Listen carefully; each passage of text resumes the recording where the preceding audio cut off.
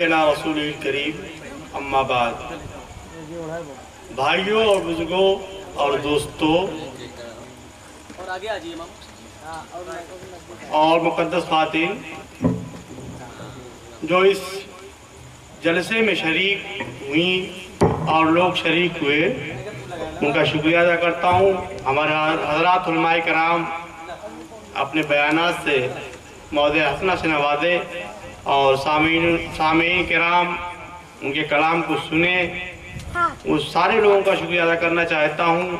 اور خاص طور سے میں مولانا عبدالعظیم صاحب کا شکریہ ادا کروں گا کہ ان کی کاوشوں کا نتیجہ ہے کہ جو جلسہ اختتام پذیر ہوا، اور انشاءاللہ میں سارے لوگوں سے دعا کی درخواست کرتا ہوں کہ اگلی سال اس سے بہتر طریقے سے جلسے کا انعقاد ہو انشاءاللہ۔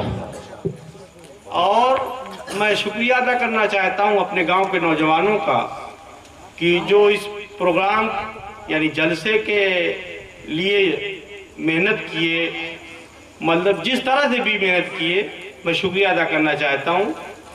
اور اس جلسہ میں جو لوگ بھی شریک ہوئے، سارے لوگوں کا شکریہ۔ وآخر دعوانا الحمدللہ رب العالمین۔